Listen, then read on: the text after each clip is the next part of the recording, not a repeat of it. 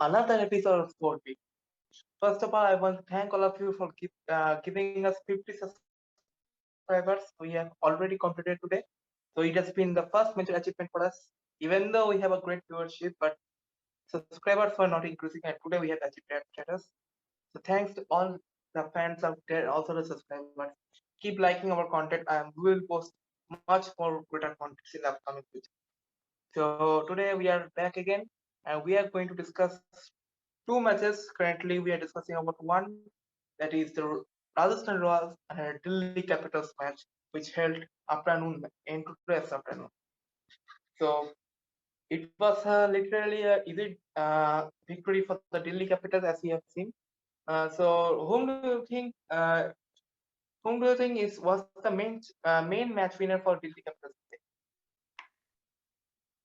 Overall, I think their bowling unit did really well to defend such a total. Mm, Like it wasn't one particular player as such. I think in the beginning itself, when Andrik Nortje was the one, I think he took a couple of wickets up front, mm, yeah. and also like he did not concede any runs at all. I think he gave less than 20 or so. So Mm, the pace in the beginning and even in the middle overs, I think the spinners controlled it really well. yeah. So overall, the bowling unit proved very helpful for Delhi compared. There's no single winner according to me. It's just the Mm. entire bowling unit which stepped up today for Delhi Capitals. Otherwise, Oh. 154 was not really such a good score for Mm. that particular pitch, I guess. It was chaseable, I feel. I mean, it should have been chased by. Rajasthan Royals. Okay, and also, before going up for the further discussion, I want to say that and Sanju Samson has been fined again for 24 lakhs, and he has also been now in a warning mode that he might get banned if he slows down the over it again. So, do you think that this is also hurting Sanju Samson in some other way? I mean, obviously, it's pretty evident that when you're going in with most of your bowlers as pacers, you will end up with Hmm. slower over it. And even your spinners are not really like the Ravindra Jadeja types who will get through their over pretty quickly. So obviously, I mean, over Hmm. rate has to be considered. So Okay. yeah, I mean, as a captain, he should be able to manage his bowlers and his fielding setup so that he is able to manage the over rate as well. Hmm. Absolutely. Now, if we now go for the Delhi Capitals batting today, it was today a disappointing start from the openers, first of all, but it was soon managed by the former Delhi Capitals captain Shreyas Iyer, who was undoubtedly the man of the match today. So, Shreyas, the captaincy that has been left of him has given him more space to play free. So, do you think it's actually going to be a very positive note for the Shreyas Iyer in the upcoming matches? Yeah, I mean, obviously, captaincy plays a lot of role in the particular player's head. So it does take up a lot of mental strength from the player as well. So, like Hmm. recently, we have seen a lot of announcements from Indian captain as well about leaving the captaincy and trying to focus on his batting. So, obviously, if there's no captaincy, you have a little lesser pressure on yourself, and you obviously get to spend more. Get to focus more on your batting. And Shreyas Iyer, I think that is one of the reasons for him improving. But majorly, I feel is because he hasn't played for a long time and he hasn't been stressed too much physically as well. So that's probably one of the reasons. Hmm. Okay, and also, uh, we are coming up another performances. We see that Shimron had Hetman has done his job great as a finisher or even what I will say that he has done a great job as taking the team's score to a huge total. So, are Delhi Capitals seeing him as a finisher or as a middle order batsman mainly? Considering the current lineup, I think it's more of a finisher role itself because top four or five they already have like Indian players there. Yeah, yeah. So it's very rare that they're expecting it to go down till his batting. So more or less a finisher itself. Because if they wanted a middle order player, maybe they would have taken in a Steve Smith today instead of a instead of a Lalit Yadav. Yeah. And also, we have seen that Delhi Capitals playing in three what season they could have also played Smith as you have said right now. And also it's a great congratulations to all the Delhi Capital fans out there as they're the first teams to be qualified for the playoff. They have already I reached mean, up it's not officially mentioned, is yeah. it? Has The it 16 been? points have to qualify. 16 points to qualify. No, no, but has it been like officially mentioned as qualified by the BCCI, like in the points table? Oh no, not So that's what, like, I mean, no. more or That less, yeah, more or less they are qualified. It's pretty much obvious that they're Mhm. qualified. But as long as there's a mathematical possibility that they might end up in less than number four position, then they don't put up the Q mark. And officially they are not qualified, but like Hmm. more or less they are qualified. Yeah. Yeah. And also we have seen Rajasthan was bowling. It was only Chetan Sakaria and Mr. Fizur today who took the two wickets, and Mr. Fizur was a bit economical today, just giving 22 runs of 4 overs. And Sakaria was also a little bit economical today. And also you have seen Darvish Shamsi today, number one T20 bowler in the world. So he hasn't been able to take a wicket. So also Kartik Tyagi taking away a wicket. So it's been I think a good performance from the bowlers. What's your take on this? On the bowlers of Rajasthan Royals? Yeah, bowlers performed pretty well only, like restricting the Delhi Capitals batting to under 160. It was a pretty good effort from the bowling unit, but it's the batting which collapsed and they failed. Like the top order failed miserably. Livingston went for Hmm. one. Jaiswal also less than 10, I guess. I mean, Jaiswal scored three, I think, three or four. Yeah, fine. And only Samson played all the way throughout the innings, and but even his innings was not something that was looking very convincing that he's going for the win, especially because he was going more uh, for building the innings and Yeah. stabilizing the innings.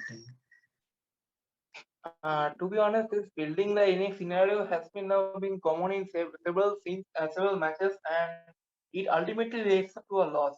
For example, as you have seen the second match that we today that we will discuss later on. Similarly, today we have seen the Sanju Samson fact that occurred. But even if we consider Sanju Samson out of the equation, the team score won't even cross uh, 60 or 70 runs mark. So if Rajasthan Royals means when Rajasthan Royals are failing, uh, are Rajasthan Royals fully dependent on Sanju Samson? If once the other batsmen fail or even the overseas players fail, as you say, I mean, that's like I mean their batting lineup was pretty good. I was backing them to chase any total that was put up by DC. But if all of them fail together, then you can't really rely on one particular player. That's what happened yeah. today. All the players around Samson had failed miserably. Livingston could not perform. Miller got out early.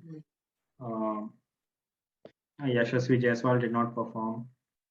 Mm-hmm. Riyan Parag also got out early. Tewati Yeah. also played a bit, but not the innings he was expected to play. So do you think that this Rahul Devate is little bit overrated? This was overrated when he hit those sixes against Sri Lanka. Means he after hitting the sixes, he had been directly placed into the Indian squad against the T20 team. That was I think in Sri Lanka. So do you think Rahul Devati was overrated at that time and even now? Yeah, I mean that apart from that one particular innings against Sheldon Cottrell in that match, Hmm. he really didn't have any other match-winning performances as such with the bat. And with the ball, I think it was majorly luck where he was getting catches taken in the boundaries. So that's what. So Rahul Tewati, I feel is like on his day he can prove important with the bat and with the ball, but he's Yeah, not that one person who you can rely on that spot. absolutely. And also, if I say, and what do you think of Lamb Livingston? He's better as an opener, or better as a middle order, or better as a finisher? What do you think? Who? Who? Lamb Livingston, he's better as an opener, finisher, or as a middle order batsman? In the 100 also we saw him come at like I think one or two down. Hmm. And even today I was actually hoping that it would be Sanju Samson and Yashasvi Jaiswal who would open, and then maybe Livingston can come at one down. Mm-hmm. So I see him more as a person who comes one or two down. Okay. Means you are saying that he will be perfect in a middle order. Not exactly middle order, but yeah, like one down. One down is what I feel right now. Oh, top order batsman. Okay. Now also, if we see on other performances in that match, in today's match, we have seen no, Rabada getting a great economical play, and also even Nokia. So Rabada and Nokia. Is Nokia being selected for the 21 Cup? Nokia is there for the World Cup, right? Okay. So is this a very great boost for the South Africa squad right now? Yeah, I mean, it's like all the international teams also, I think they would be tracking the performances of their particular team players in the IPL, because I think there is a cutoff of I think 10th October or so, I think before, or I think 1st October, by when they have to finalize the squads. So Hmm. all the teams would be having a look at IPL as well. So, Okay. yeah, I mean, because there are a lot of players who were expected, like Hmm. even Imran Tahir is out of the squad. Hmm. So there are chances that if they perform in the IPL, if he gets to play, he might get Yeah. a chance. Yeah. Oh.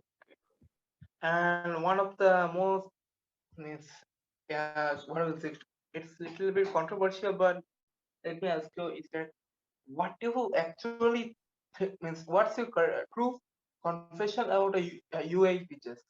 These pitches that you are seeing currently. What do you think of these pitches?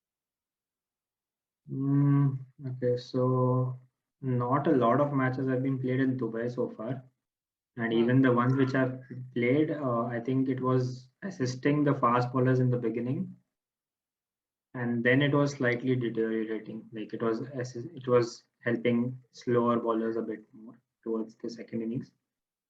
And Abu Dhabi, it has longer boundaries, and it was the ball was gripping a bit, like we saw Varun Chakravarti, and and this time Sharjah has played completely opposite to last year. Yeah. Last time it was a flat track batting friendly, and you were seeing like 200 plus scores. Hmm. This time, like even the first match which was played yesterday, RCB and CSK, we saw Jadeja and Chahal, both of them turn it by a lot of margin. So Hmm. this time Sharjah is assisting more of slow bowlers. This time. Even the Yeah. pacers are going for like cutters and slower balls. Okay. Now we are going to have a new segment currently, that is uh, IPL quiz. So you are today's our guest, and we will be asking you 5 questions, and let's see how much can you guess it. Okay. Okay. So here, let's go. So first of all, first question is, which season had the most number of hat tricks? I repeat, which season had the most number of hat tricks? I'm giving you the options. Okay. 20, 2014, option number one. Option number two is 2008 and 2017. That is both years had the same number of hat tricks. And option number three, 2009 and 2013. Which one? Option C is 2009 and 13. Yeah. I think it is 14, 2014. Okay. Let me see once. Yeah, the answer is 2008 and 2017. Here we have seen three hat tricks. 2008 we saw hat tricks of Lakshmapati Balaji, Amit Mishra, and Maksha Niti Singh. Makai and Oh, sorry, Makhaya Niti Singh. Sorry, Makhaya Niti Singh. Makai and Tini, yeah. And in 2017 we are able to see hat tricks of Samuel Badri, Andrew Tai, and Jaidev Unadkat. Okay, Andrew Tai was in 2017. Yeah. Yeah, yeah. Okay.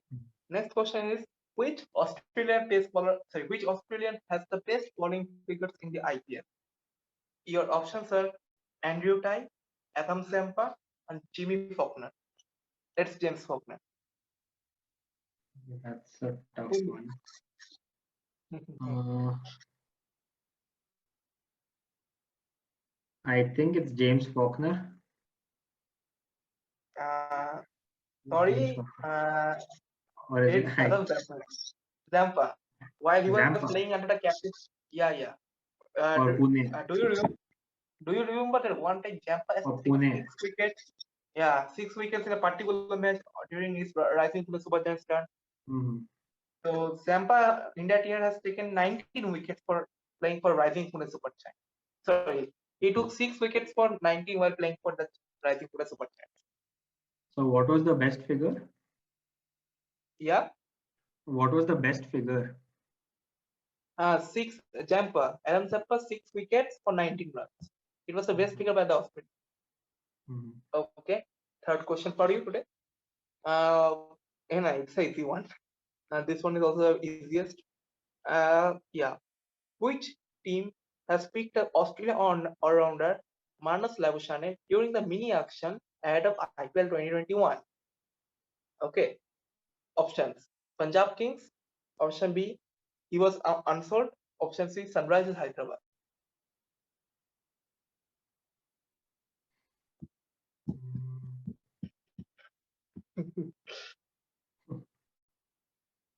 Was it Sunrisers Hyderabad?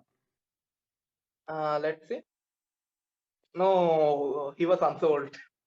Yeah, I was. Yeah. No, Hyderabad, so I think has taken Jason Roy actually. Yeah, Jason Roy they have taken as a replacement now. Yeah.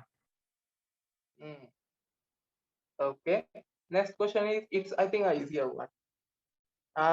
Which among these players has the joint most ducks in IPL alongside Harbhajan Singh? So your Mm. options are Rohit Sharma, Ravindra Jadeja, or Parthiv Patel. Parthiv Patel. It's absolutely right answer. They have been dismissed on zero for 13 times. And here is our last question.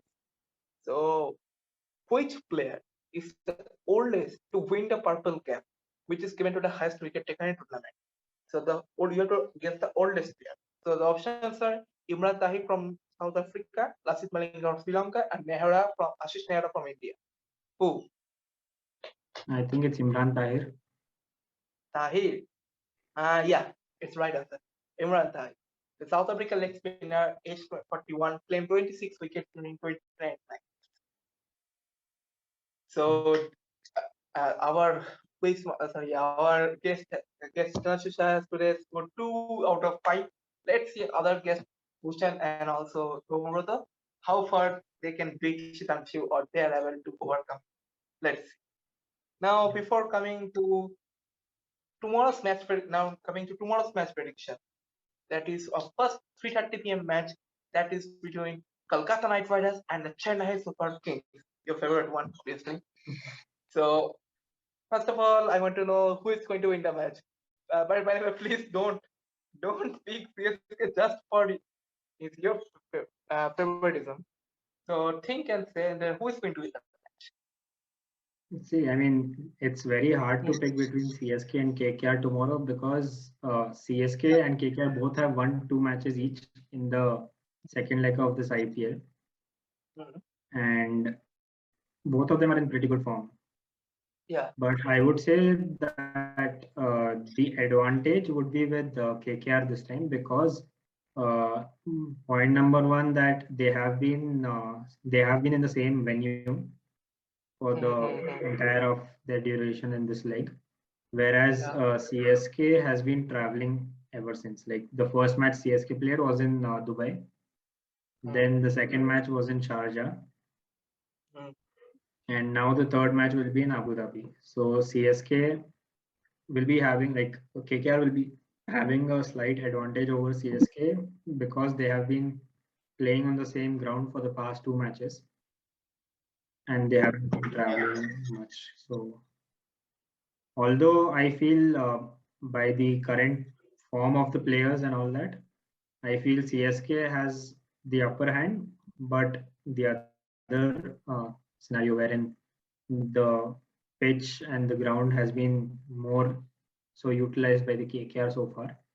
So that gives KKR a slight edge. So I would still say it's a very even battle. Or maybe if you're going by form, I would say 55-45 in favor of CSK. But if you're going with the kind of experience that the team has in that particular Mm. ground this season, then I would say 55-45 KKR. Okay.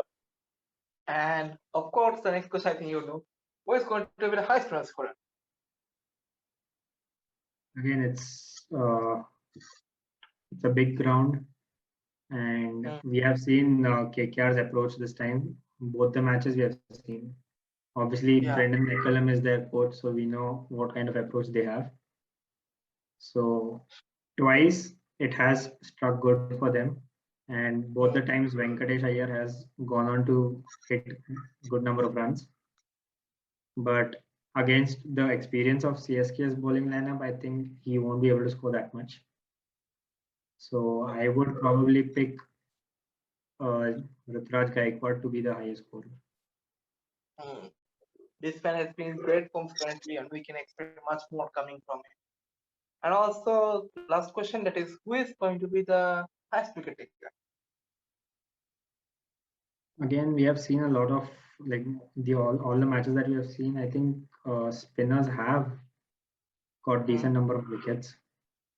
yeah. So maybe if we have someone like a Tahir coming in, maybe, or any spinner, I won't be able to pick a particular name because all the teams will be going with some spinners this time. So Mm. anyone, probably spinner, would be picking the most. Spinner. Okay. So from this spinner, are you considering Nitish Rana also as an option? I mean, in general, spin will take more wickets, is what I feel. So Nitish Rana, Yeah. I think it was just a let's say like a flu, like just a throw of a dice they just played to see how Mm. it goes. But when you Okay. have bowlers like Sunil Narayan and Varun Chakravarti in your team, then Mhm. you really shouldn't be going with someone like Nitish Rana. So if the ball is Oh, turning and if it's spin friendly, then Narayan and Varun Chakravarti are enough to uh, destroy a batting line. okay. So guys, let's end for it today.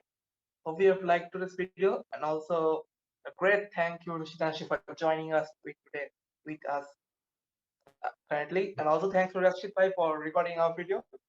So hope you guys have enjoyed today's analysis, and also we will be playing several games currently. We are introducing new segments every time when we meet.